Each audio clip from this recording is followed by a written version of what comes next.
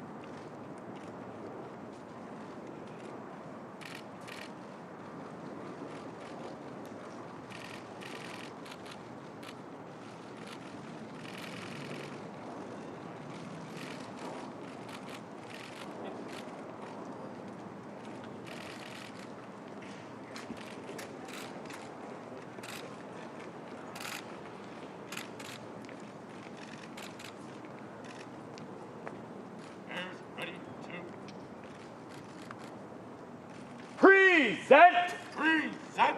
Arms!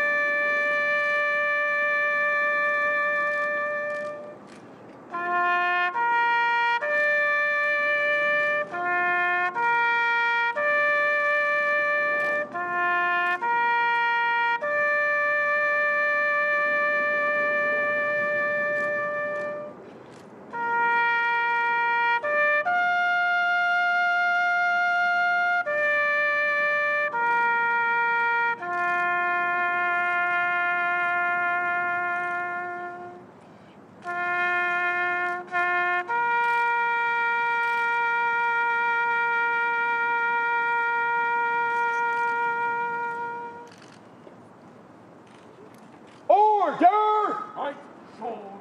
Forward!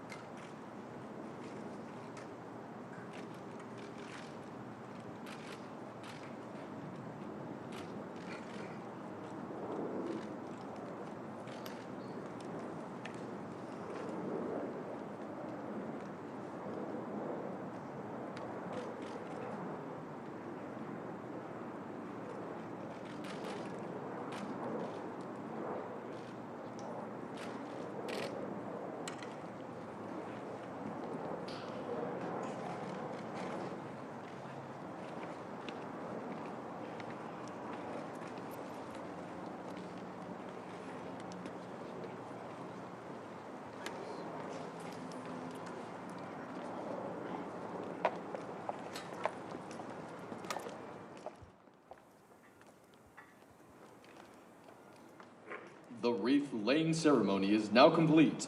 The Veterans Day program will begin momentarily. Please move to your seats. So we've just been watching a wreath-laying ceremony with the President and the First Lady at the tomb of the unknown soldiers. He will go on to Arlington National Cemetery, where he will be making remarks on this Veterans Day. You know, it's important to know that a little earlier in the day, the White House actually released some information about an initiative to look into the health effects of military exposures. You may recall that the president's own son, Beau Biden, was an Iraq War veteran. He died after, as a result of a brain tumor. And there has been a lot of, talk about whether or not toxins that in the environment when members of the military are serving, that those exposures may have had an impact on their health. And in fact, it's been very difficult to get any sort of compensation and health coverage to prove that those toxic exposures have had a negative impact on the health of many of those who have served. So the president and the administration looking to make that a lot easier for veterans. We are going to take a quick break, but just to remind you that once the president does make his remarks at Arlington National Cemetery, we will take you there.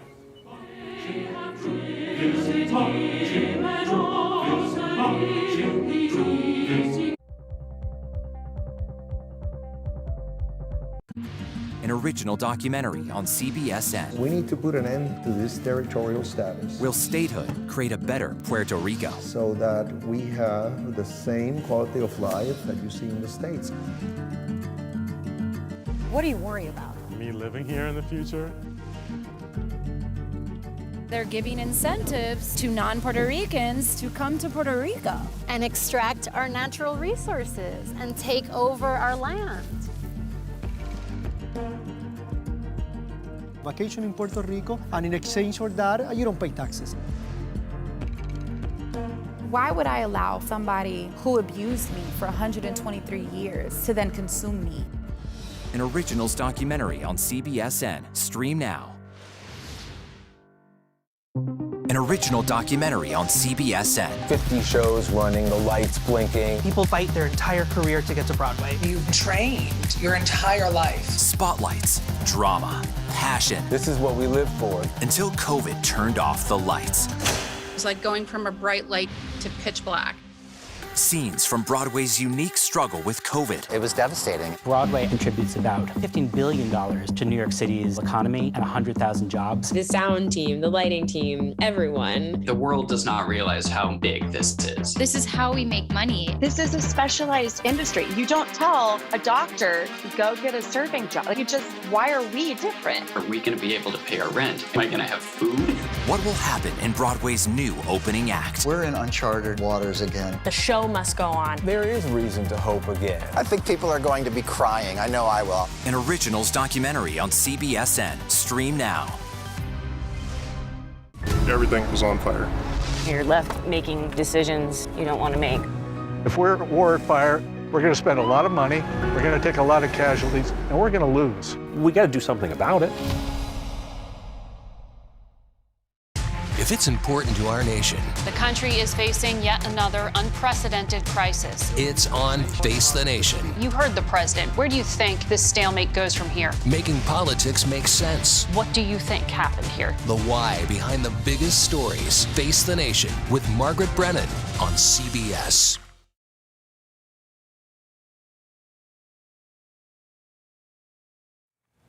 A British tabloid is back in court today fighting accusations that breached the privacy rights of Meghan Markle. The Mail on Sunday published excerpts of a 2018 letter she had written to her father. In the note, she criticized his interactions with the media about her marriage to Prince Harry. Now the lawyers representing the paper are looking to overturn a ruling that sided with the Duchess of Sussex.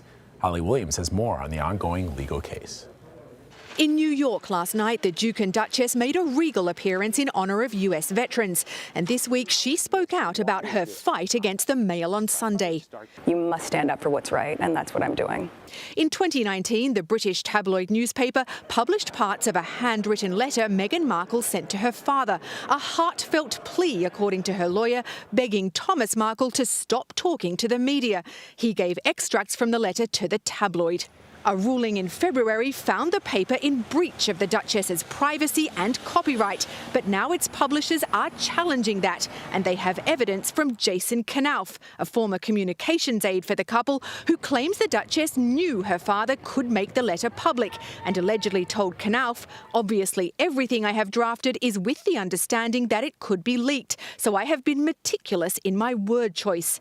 In a written statement to the court, the Duchess denied she thought her father would leak the letter. Mark Stevens is an expert in media law. If this letter was written deliberately for the purpose of being leaked and also expecting it to be leaked, there is a question as to whether or not this letter was truly private. The Duchess also apologised for misleading the court, saying she'd previously not remembered that Knauf had provided information to the authors of this book with her knowledge. That could now be used against her. The newspaper's lawyers are saying this letter was part of the wider PR campaign, as was the book. Holly Williams, London. Vice President Kamala Harris is in Paris this week in an effort to mend relations with one of America's oldest allies. Relations between Paris and Washington hit a low point earlier this year due to a submarine deal signed by the U.S., U.K., and Australia. That agreement effectively canceled a similar deal between France and Australia. Harris is the highest-ranking American official to visit France since former President Trump left office. And earlier, I spoke with Elaine Cobb about yesterday's meeting between Vice President Harris and French President Emmanuel Macron. The two spoke for about 90 minutes at the Élysée Presidential Palace. They covered a wide range of topics: cybersecurity, action in the Indo-Pacific, and also Libya, ahead of the International Conference on Libya tomorrow. The two countries have similar priorities when it comes to Libya: that the ceasefire should hold and that elections there next month should be peaceful and successful. They also talked about space, and the Vice President said today she was very happy that President Macron has agreed that France will join the Artemis Accords on international cooperation in space. She also said that she really enjoyed the non-official part of the visit, if you will. President Macron took her on a tour of the Élysée Palace, and it's a stunning building, and she got to see Charles de Gaulle's desk and to walk through the halls there where so many leaders over so many centuries have walked. The one thing they did not talk about is that sub-row. Both French and American officials said they didn't talk about that, and afterwards President Macron said that France and the US are beginning a new era, and Vice President Harris also echoed that. So the Vice President also visited an American cemetery just outside of Paris. People may recall this is the same cemetery that the former President Trump opted out of visiting when he was there. What more can you tell us about her time there? The cemetery at Suresnes is mostly filled with graves of Americans who fell during World War I. She laid a wreath to their memory and then walked through the cemetery, visiting some of the more than 1,500 graves. She also got to say hello to one of the Hello Girls. These were the women who were hired by the military during World War II to run the telephone operations. And for a long time, they were counted as civilians, but they won their battle to be regarded as military. And just this year, one of them was moved to Suresnes Cemetery. So Kamala Harris felt that was a very moving moment. And you could see as she touched that gravestone and said, "Nice to meet you." So she is there for the Paris Peace Forum. It's a 2-day event. What can we expect? What's going to be happening? The annual Peace Forum brings together world leaders, international organizations, thinkers, and this year is very much focused on the pandemic. The Vice President is giving one of the keynote speeches, and it will be on how the pandemic has increased inequalities, and that's across the world. It's also going to look at freedom of the press. The Nobel Peace Prize winner, Maria Ressa, will be there. And of course, because there are so many leaders there, it will be a perfect opportunity for the Vice President to have informal talks with many people, and I'm told that she will be doing that. Okay, so other than this forum, is there anything else on her agenda? Well, today she has already taken part in the Armistice Day ceremonies here in Paris, where they gather at the Tomb of the Unknown Soldier at the Arc de Triomphe. And she's now on private time and lunch. This afternoon is the Peace Forum. And then tonight there's a dinner with all the heads of state and government who are at the Peace Forum. And that will be at the Élysée Palace, hosted by President Macron and his wife Brigitte. And again, a chance to mix with other leaders and talk to them, because the Paris Peace Forum address that she's giving will be her first major address to an international conference on behalf of the White House. Elaine Cobb, thank you very much. Join us every weekday morning at 7 Eastern for more stories like this one on CBSN AM. The show is available to stream anytime as well. Just head to Paramount Plus. We are following an unexpected announcement from the U.S. and China about an agreement focused on climate change. The two countries surprised leaders at a global summit when they announced that they'd work together on their climate ambitions. The Chinese climate envoy said that there is more agreement between the U.S. and China than divergence. One area they did not see eye to eye on was the global methane pledge. The U.S. and EU have been pushing an international agreement to cut emissions of the greenhouse gas by 30% by 2030. China said it'll take its own approach to the problem. Now to the Democratic Republic of Congo, where the United Nations is warning widespread food insecurity could worsen in the coming months. A poor harvest, violence, disease, and collapsing infrastructure are putting roughly 27 million people, or about a quarter of the population, at risk. Even when food is available, high prices and low wages put it out of reach for most people. And the spread of COVID-19 is making the crisis even more dire. The UN is asking for more than $60 million to provide life-saving assistance.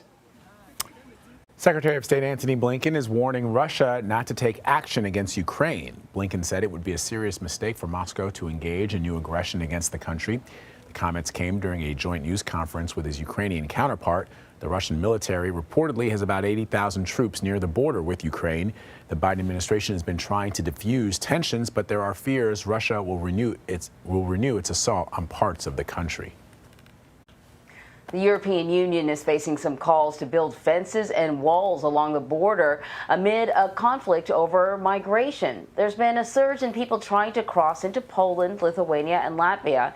EU officials say Belarus's authoritarian leader, Alexander Lukashenko, has been encouraging migrants from the Middle East and North Africa to pass through Belarus and into the European Union. They say that he's doing all of this to retaliate against sanctions placed on Belarus by the EU. CBS News reporter Anna Norskevich brings us the latest. Poland has stepped up efforts to seal its border with Belarus as Polish and other European officials accuse the country of waging a hybrid attack and encouraging migrants to use the frontier as a gateway into the European Union. Polish authorities say as many as 4,000 migrants have now massed along Belarus's border with Poland, hoping to cross. The latest pawns in what the EU considers efforts by Belarus to weaponize immigration in its standoff with the bloc. There were unconfirmed reports of gunfire on Monday as tensions soared in the months-long crisis between Russia-aligned Belarus and EU and NATO member Poland. Military forces have now entrenched on both sides of the border, and migrants and refugees who are trying to reach the EU are caught in the middle. German Chancellor Angela Merkel called Russian President Putin and asked him to intervene. Anne-Marie and Vlad. All right, let us take you back to Arlington National Cemetery, where President Biden is honoring service members this Veterans Day with some remarks at the Memorial Amphitheater. Let's listen. Talents and values which would guide and direct them to a unified calling and mission, the defense of our nation's freedoms. And we are ever so grateful for those men and women who sacrificially chose to leave the comforts of family, friends, home, and security to use their God-given gifts and abilities for the most noble mission of the preservation of our nation. Our nation's veterans have faced horrific challenges on land, sea, and air. And you, as our omnipresent and ever-abiding God, have strengthened and upheld our service members and veterans through their darkest hours. You are the God who sees and understands each of us. Though humanly we do not know the names and diverse characteristics of all who have served, you, God, know. As the inscription on the tomb of the unknown reminds us, here rests, in honored glory, an American soldier known but to God. Thank you for uniquely designing each of us, for knowing each of us, and for your everlasting care. As we honor our nation's veterans, may you, God, continually equip each of us to give of ourselves in a purposeful mission and calling which seeks to uphold and honor the well-being of our nation. In your holy name we pray, amen.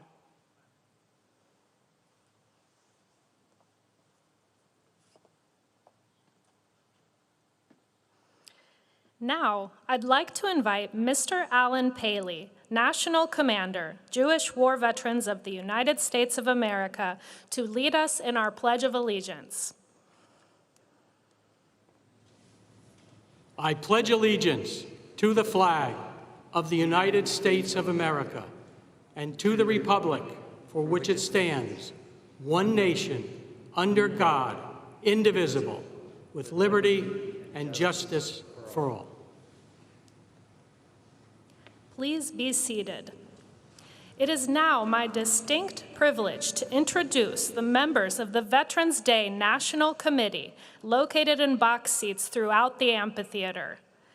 The committee was formed by presidential order in 1954 to plan this annual observance in honor of America's veterans and to support Veterans Day observances throughout the nation.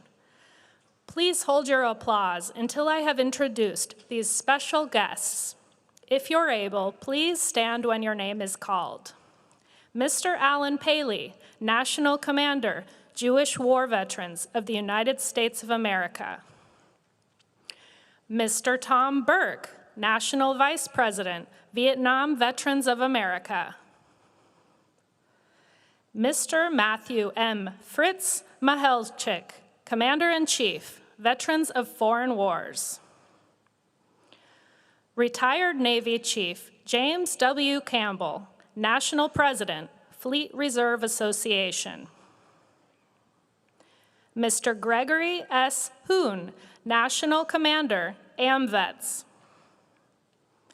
Mr. Charles Shearer, National Commander, Army and Navy Union. Retired Navy Fleet Master Chief Paul A. Kingsbury, President, Non-Commissioned Officers Association.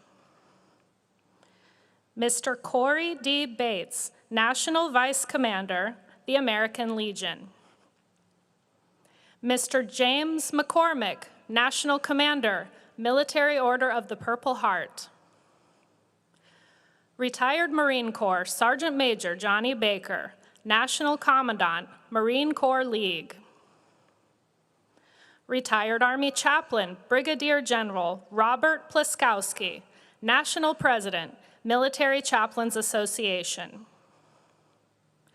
Retired Marine Corps Corporal Charles Brown, National President, Paralyzed Veterans of America.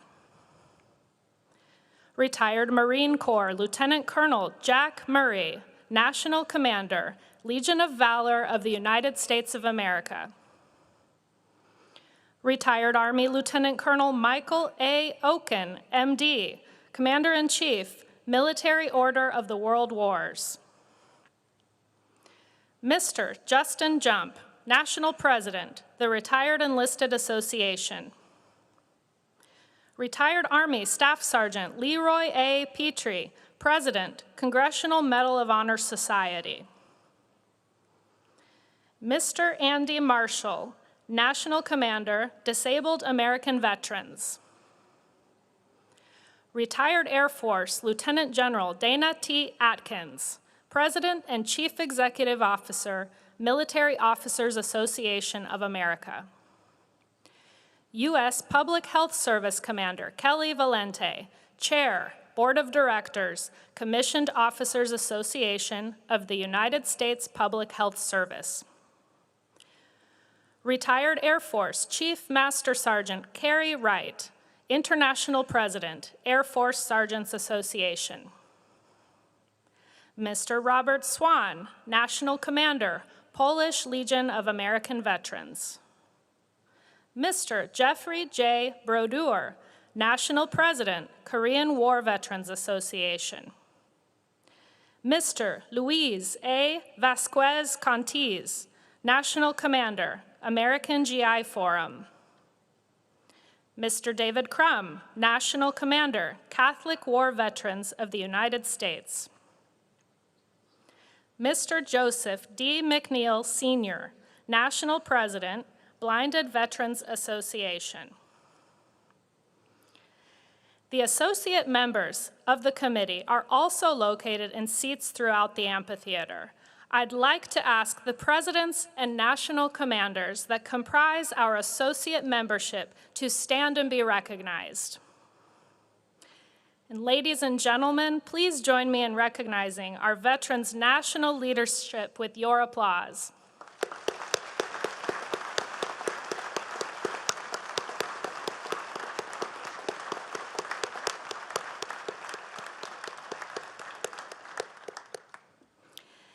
It is now my pleasure to introduce the Executive Director, Office of Army National Cemeteries and Army National Military Cemeteries, Ms. Karen Durham Aguilera. Good morning. On behalf of the dedicated men and women who serve here, welcome to Arlington National Cemetery. I would like to extend a warm welcome to the 46th President of the United States, President Joe Biden. Thank you, Mr. President, for being here today, honoring our nation's veterans. And our First Lady, Jill Biden, welcome. To Secretary of Defense, the Honorable Lloyd Austin. Secretary of Veteran Affairs, the Honorable Dennis McDonough and his wife, Kari.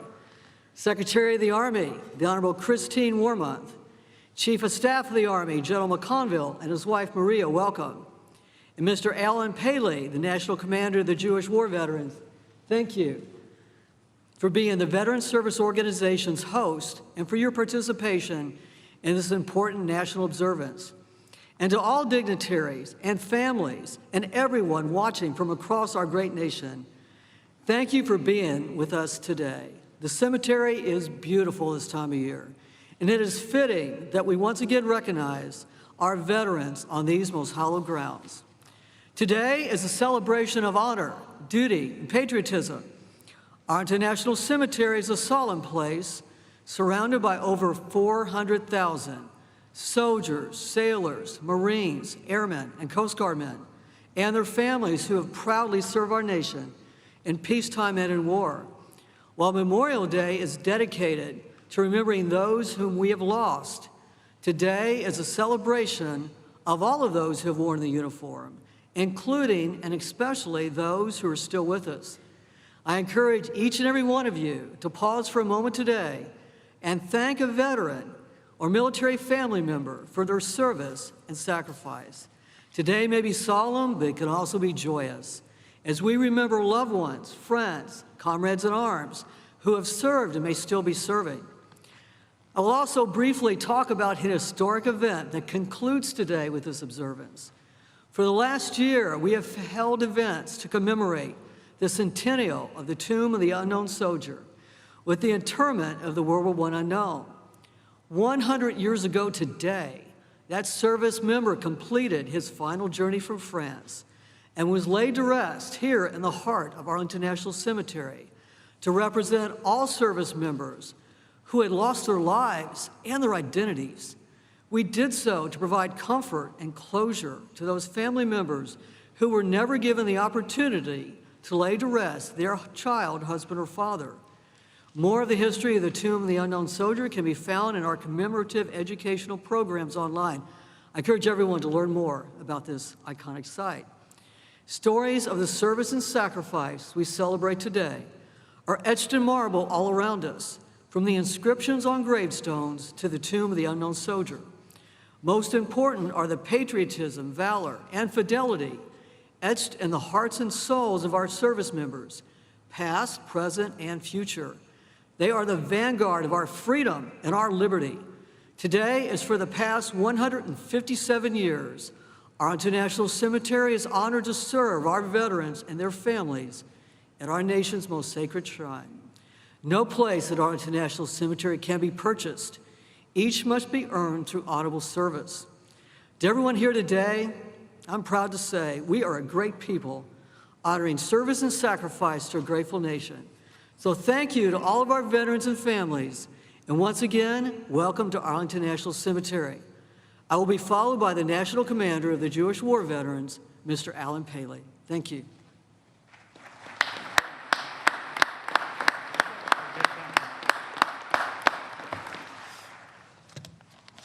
President Biden, Secretary McDonough, Director Aguilera, Major General Pepin, distinguished guests, my fellow veterans, ladies and gentlemen.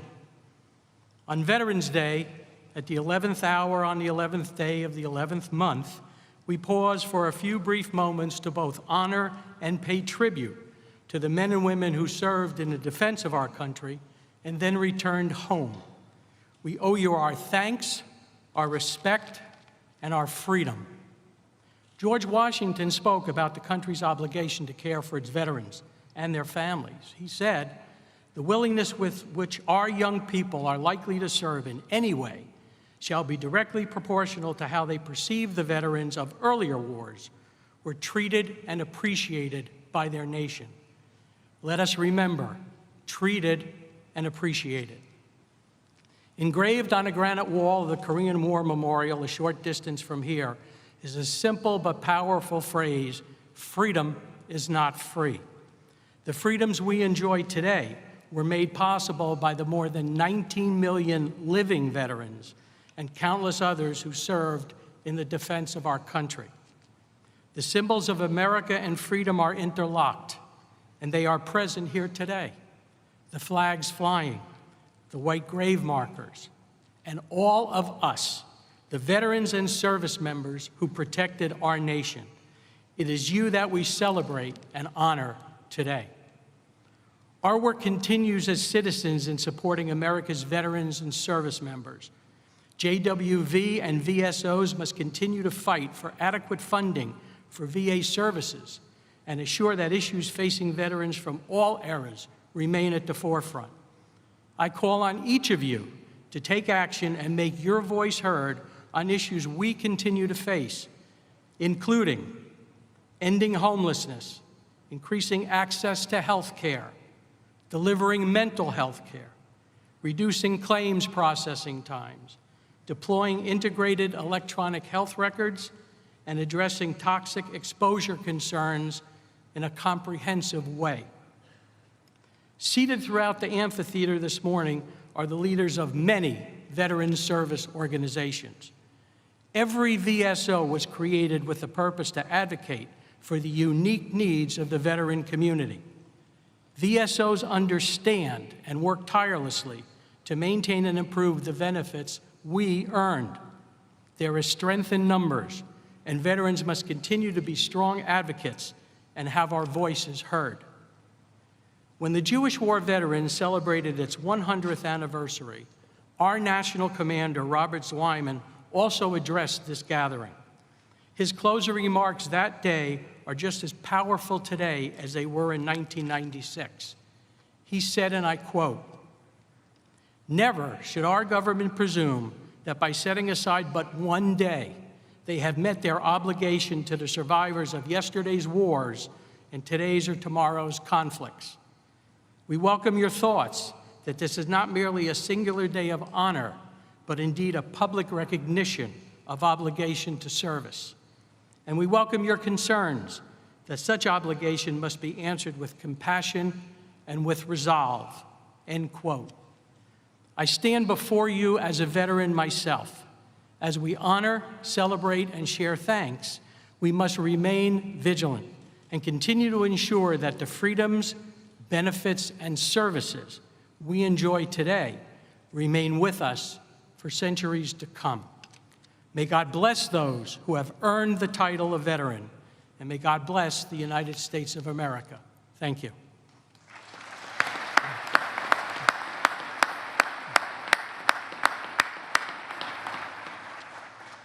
It gives me great pleasure to introduce the 11th Secretary of Veterans Affairs, the Honorable Dennis McDonough. Before coming to VA, Secretary McDonough served as the 26th White House Chief of Staff, working across the cabinet to develop and execute critical U.S. priorities in national security and domestic policy. Before his tenure as Chief of Staff, he served as Principal Deputy National Security Advisor, Chief of Staff of the National Security Staff, Deputy National Security Advisor for Strategic Communications, and Chair of the National Security Council's Deputies Committee. In all of those roles, he helped lead the administration's work on behalf of veterans and military families. He believes deeply, as he testified to Congress, that there is no more sacred obligation nor noble undertaking than to uphold our promises to our veterans, whether they came home decades ago or days ago. Join me in welcoming the Secretary of Veterans Affairs, Dennis McDonough.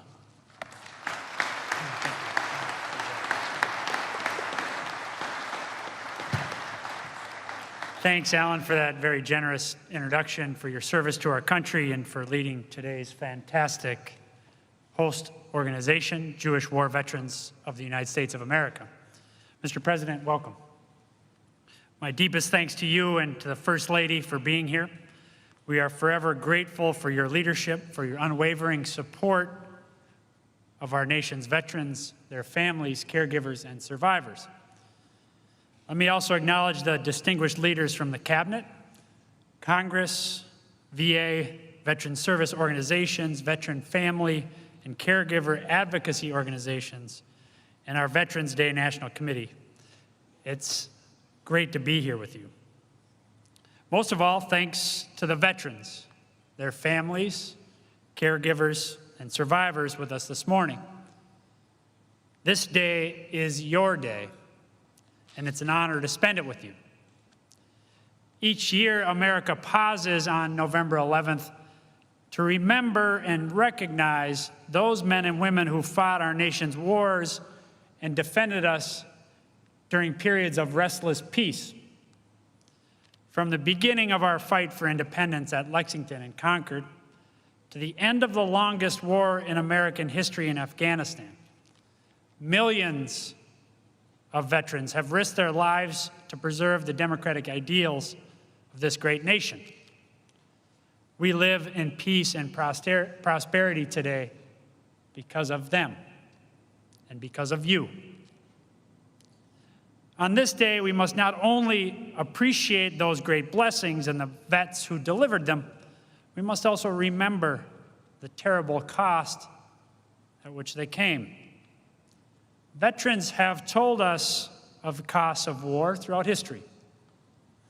In letters home from World War II, Captain George Montgomery of the 82nd Airborne Division described his experience on D-Day, writing, "I never, in my wildest dreams, knew such terror could grip your very soul." Senator Max Cleland, an indefatigable patriot, hero of the war in Vietnam, and the father of the modern VA, who passed away earlier this week, echoed that sentiment, writing, "War is as close to hell on earth as anything ever could be." Sentiments like these have been expressed by veterans of every conflict. Those who bore the bloody battles of the American Civil War, the hellish trenches of the First World War, the frozen mountains of Korea, the jungles of Vietnam, and the cities, deserts, mountains of Iraq and Afghanistan. Many service members gave their last full measure of devotion during those wars, some of whom now rest on the hallowed grounds of the cemetery or in the tomb of the unknown soldier, which, as of today, has stood for 100 years. Other brave service members come home as veterans. But for those veterans, those wars did not end when the final bullet was fired, nor when the final service member came home. Instead, those wars live on, in their minds and in their bodies, in scars visible and invisible, sometimes for years, sometimes forever. This day, Veterans Day, is our day to honor the vets who made those sacrifices, a day to remember what they've done for us, a day to recognize that when those veterans serve and sacrifice, so do their families, their caregivers, their survivors. But critically, Veterans Day is also a call to action, a reminder that it's our sacred responsibility as Americans to serve those who have served our country. That call to action dates all the way back to President Lincoln's second inaugural, when he charged a wounded nation to care for those who shall have borne the battle and for their families, survivors, and caregivers. And that same call echoes today when President Biden reminds us that our nation's most sacred obligation is to prepare and equip troops we send into harm's way and to care for them and their families when they return home. At VA, that means we're providing veterans with world-class health care, with benefits they've earned and so rightly deserve, with a lasting resting place that's a tribute to their service. And with President Biden's leadership, VA is doing exactly that, providing more care, more benefits, and to more veterans than at any time in our nation's history. But this day reminds us that it's not just the job of VA to serve veterans, their families, survivors, and caregivers. It's the job of every American. Because whenever someone signs up to honor our country in the military, our nation makes them a simple promise. If you take care of us, we'll take care of you. If you fight for us, we'll fight for you. If you serve us, we'll serve you when you come home. The thing is, our nation as a whole makes that promise. But it's on all of us, every single one of us, to keep that promise. There are many ways to do that. From reaching out to the veterans in your life, to lending a hand when a veteran needs help, to doing your small part to uphold the principles of democracy for which veterans have fought and bled to defend. Whatever the method, serve veterans and serve them well. Remember their sacrifices, recognize their service, and recommit and renew your pledge to them, because that is our most sacred responsibility as Americans on this Veterans Day and every day. I know of no one who keeps that promise better than President Biden. As a senator, as vice president, and now as president, and as the surviving father of an Iraq war veteran, President Biden has dedicated so much of his life to serving those who have served us. Veterans, their families, survivors, and caregivers could not ask for a stronger advocate. And so, without further ado, it is my great personal and professional honor to present to you our Commander-in-Chief, the President of the United States of America, Joe Biden.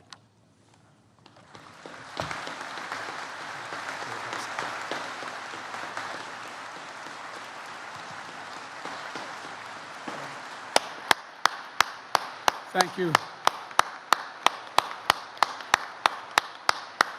Thank you, thank you. Thank you, Mr. Secretary. Folks, being President of the United States, you are afforded many opportunities to try to express your love, commitment, and admiration for the American people.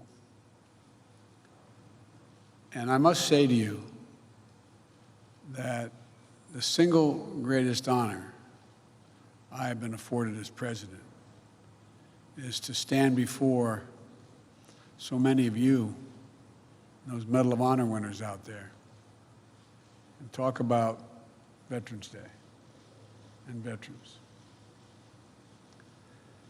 I want to welcome all the cabinet members and honored guests joining us today, including the father of our Secretary of State, who served in the Army Air Corps during World War II, Ambassador Donald Blinken, whose birthday is today. Happy birthday.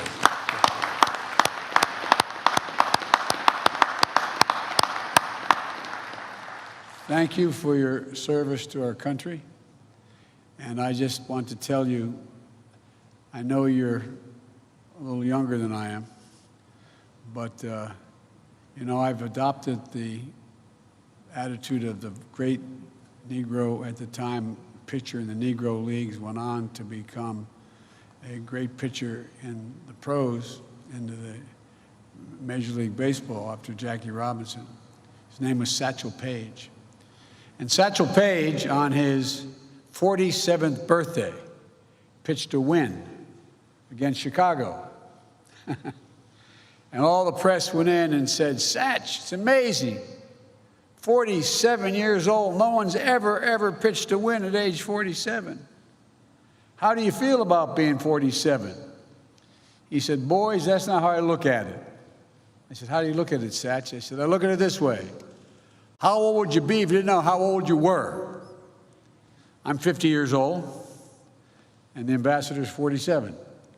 But all kidding aside, Mr. Ambassador, thank you for your service during World War II, as well as your service as an ambassador. And thank you for raising such a fine man, Tony Blinken, our Secretary of State. To all our veterans, past and present, we thank you, we honor you, and we remember always what you've done for us. I'd like to recognize one of our national heroes who is here today, Medal of Honor recipient, Mr. Brian Thacker. During the Vietnam War, then First Lieutenant Thacker put the safety of his fellow troops above his own, providing cover fire against an attacking enemy, and even calling in artillery fire on his own position so our forces had a better chance to withdraw. Wounded, unable to leave the area, he evaded capture for 8 days until finally federal friendly forces retook the position. Yours is a remarkable story, He'll never be forgotten. We'll also never forget the stories of American leaders and icons we've lost recently, who shaped our nation in ways that are hard to measure. I've lost, like many of you, 3 good friends in the last month. General Colin Powell, a child of immigrants who grew up to be the chairman of the Joint Chiefs of Staff, the Secretary of State, a man who was a friend but who earned the universal respect of Americans and people for his leadership in uniform and out. And a guy who became good friends, and many times I was in and out of Iraq as a vice president and a senator, General Ray Odierno, who I met multiple times in Iraq and who did so much to help get us where we are today, and who always put the troops and its veterans first. It was an honor to have my son, Major Biden, serve under his command at the time. And my friend and colleague, who was mentioned already, United States Senator Max Cleland, who as a triple amputee knew the cost of war as well as anyone could ever know it, and went on to champion the dignity and care of Americans' wounded veterans throughout his life. We lost all 3 of these incredible veterans in the last several weeks, and our hearts go out to their families. These are stories that inspire generation after generation of Americans to step forward to defend our nation. And today, we pay homage to the unrelenting bravery and dedication that distinguishes all those who have earned the title of American veteran. It's an honor that not only a small percentage of Americans can claim, and one that marks those who are able to claim it as brothers and sisters. It's a badge of courage that unites across all ages, regardless of background, because to be a veteran is to have endured and survived challenges most Americans will never know. You've come through the trials and testing, braved dangers and deprivations, faced down tragic realities of war and death.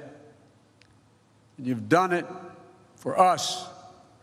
You've done it for America, to defend and serve American values, to protect our country and our Constitution against all enemies, and to lay a stronger, more secure foundation on which future generations can continue to build a more perfect union. Each of our veterans is a link in a proud chain of patriots that has stood in the defense of our country from Bunker Hill to Belleau Woods, Gettysburg to Iwo Jima, Chosin Reservoir to Konar Valley. Each understood the price of freedom, and each shouldered that burden on our behalf. Our veterans represent the best of America. You are the very spine of America, not just the backbone. You're the spine of this country. And all of us owe you. And so on Veterans Day, and every day we honor that great debt and recommit ourselves to keeping our sacred obligation as a nation to honor what you've done. We have many obligations to our children, to our elderly, to those truly in need. But I've gotten in trouble way back when I was a young senator for saying we only have one truly sacred obligation. We have many obligations, but one truly sacred obligation: to properly prepare those and equip those who we send into harm's way and care for them and their families while they're both deployed and when they return home. This is a lifetime sacred commitment. It never expires. And for me and for Jill and for the entire Biden family, it's personal. When Bo was deployed to Iraq, after spending 6 months in Kosovo as an assistant U.S. attorney trying to set up a criminal justice system, I got a call from him one day. He said, "Dad, what are you doing Friday?" And I said, "What do you need, hon?" What do you need? He said, "I'd like you to pin my bars on." I said, "What in the heck have you done?" He said, "Someone's got to finish these wars, Dad." True story. Jill and I learned what it meant to pray every day for the safe return of someone you love. So many of you have done that. Our grandkids learned what it meant to have their dad overseas in a war zone instead of back at home for a year, tucking them into bed and reading that story every night. Thousands of Americans, tens of thousands, have had that experience. As the English poet John Milton wrote, "They also serve who only stand and wait." So all the mothers and fathers, sons and daughters, spouses, all those who stand alongside our veterans and their families, caregivers, survivors, you are the solid steel spine that bears up under every burden, the courageous heart that rises every challenge. We've asked so much of you for so long, and our nation is grateful. For 2 decades, the lives of our service members and their families and veterans have been shaped by the conflicts in Iraq and Afghanistan. Since 9/11, hundreds of thousands of Americans have served. So many are still serving today in harm's way, and we cannot forget them. The American people are forever grateful and in awe of what you've accomplished. But in fulfilling their mission, so many veterans and their families and caregivers have been through hell. Some facing deployments after deployment, spending months and years away from their families, missing birthdays, anniversaries, and collections. I remember one of the last times I flew into Iraq in the so-called Silver Bullet. I remember walking up to the cockpit, and the crew masters along with the pilots were up there, and I said, "How many of you, is this your first tour?" No one raised their hand. There were 5 people. Second tour, no one raised their hand. Third tour, 2 raised their hand. Fourth tour, 2 raised their hand. Fifth, 1 raised their hand. Folks, on Veterans Day, we have to always remember that there's nothing low risk or low cost about war for the women and men who fight it. I carry with me in my pocket every single day. I have my staff check with the Defense Department. In the back of my schedule, I have U.S. daily troops in Afghanistan killed and wounded, U.S. daily troops in Iraq killed and wounded. 52,323, not roughly 53,000. Every one of these individuals has a family, has a unit at home. 53,323 American servicemen and women wounded in the conflicts of Iraq and Afghanistan. 7,074 gave their lives, the last full measure of their devotion. Untold, thousands more return home, as our secretary can tell you, with unseen psychological wounds of war. The enduring grief borne by our Gold Star families. These are the cost of war that we'll carry as a nation for decades to come. And all veterans, service members, their families, caregivers, survivors, I want you to know that our administration is going to meet the sacred obligation that we owe you. We're going to work with Congress, Republicans and Democrats together to make sure our veterans receive the world-class benefits that they've earned and meet the specific care, specific needs that they each individually need. That means expanding presumptive conditions for toxic exposure, particulate matter, including Agent Orange and burn pits. We're going to keep pushing on this front to be more nimble and responsive, reviewing all the data and evidence to determine additional presumptive conditions that make sure our veterans don't have to wait to get the care they need. It also means prioritizing mental health care that's necessary to treat the invisible wounds that so many of our veterans carry. including pursuing our newly released comprehensive public health strategy to reduce military and veteran suicides. I want to say clearly to all our veterans, if you're struggling, you're so used to never asking for anything. If you're struggling, reach out. Call the Veterans Crisis Line. You're having trouble thinking about things. It's no different than if you had a wound in your arm. It's also making sure that the growing population of women and LGBTQ plus veterans receive appropriate services and support. As we continue our efforts to defeat the pandemic and build back better, it means keeping the needs of veterans front and center. The American Rescue Plan included $17 billion to support VA's COVID-19 response, to get vaccine shots in arms as fast as possible, and to fund programs that provide rapid retraining assistance for veterans who may have lost their jobs in the pandemic, housing assistance, debt forgiveness, and to invest in improving VA facilities and the living conditions of vulnerable veterans.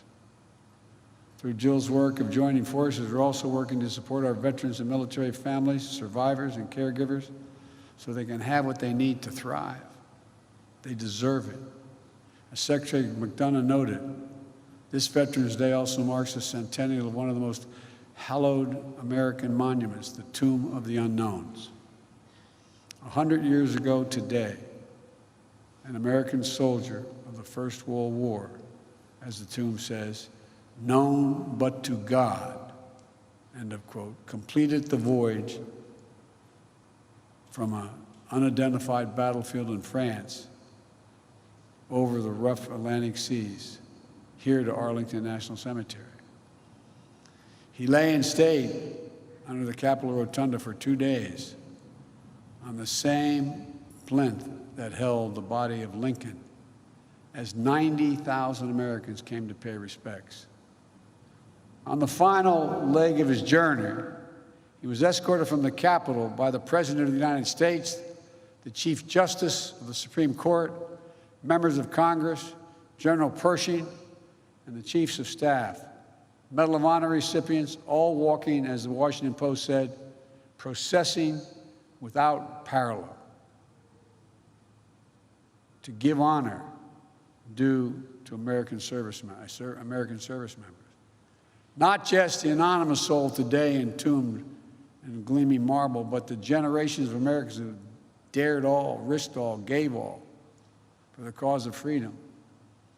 To commemorate in the wounds of the member, in the words of a member of Congress who proposed the legislation creating the memorial, an American warrior, quote, this is the quote, who typifies the soul of America. You veterans are the soul of America, America's soul.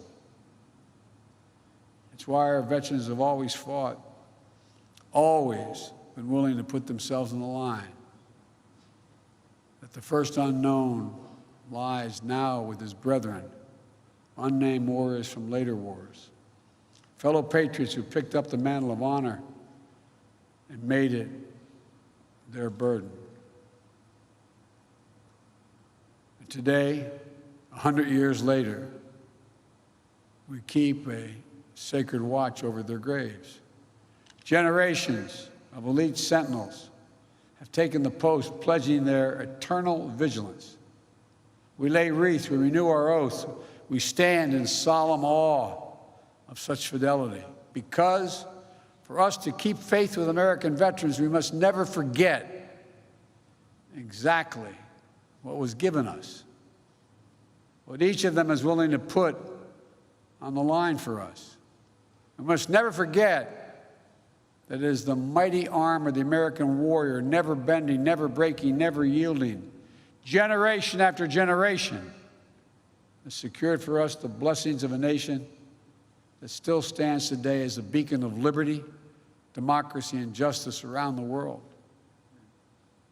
God bless you all.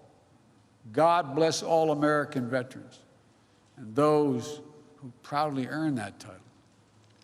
And may God protect our troops. Thank you.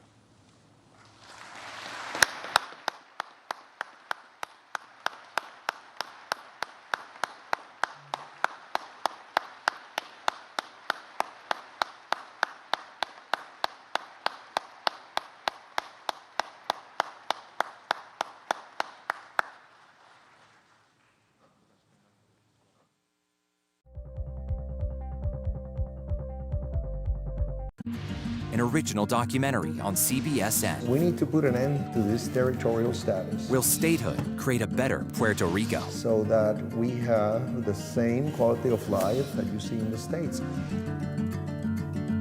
What do you worry about? Me living here in the future. They're giving incentives to non-Puerto Ricans to come to Puerto Rico and extract our natural resources and take over our land. Vacation in Puerto Rico, and in exchange for that, you don't pay taxes. Why would I allow somebody who abused me for 123 years to then consume me? An originals documentary on CBSN. Stream now. An original documentary on CBSN. 50 shows running, the lights blinking. People fight their entire career to get to Broadway. You trained your entire life. Spotlights, drama, passion. This is what we live for. Until COVID turned off the lights. It's like going from a bright light to pitch black. Scenes from Broadway's unique struggle with COVID. It was devastating. Broadway contributes about $15 billion to New York City's economy and 100,000 jobs. The sound team, the lighting team, everyone. The world does not realize how big this is. This is how we make money. This is a specialized industry. You don't tell a doctor to go get a serving job. Like, you just, why are we different? Are we going to be able to pay our rent? Am I going to have food? What will happen in Broadway's new opening act? We're in uncharted waters again. The show must go on. There is reason to hope again. I think people are going to be crying. I know I will. An originals documentary on CBSN. Stream now. Everything was on fire. You're left making decisions you don't want to make. If we're at war at fire, we're going to spend a lot of money, we're going to take a lot of casualties, and we're going to lose. We got to do something about it. If it's important to our nation, the country is facing yet another unprecedented crisis. it's on Face the Nation. You heard the president. Where do you think this stalemate goes from here? Making politics make sense. What do you think happened here? The why behind the biggest stories. Face the Nation with Margaret Brennan on CBS.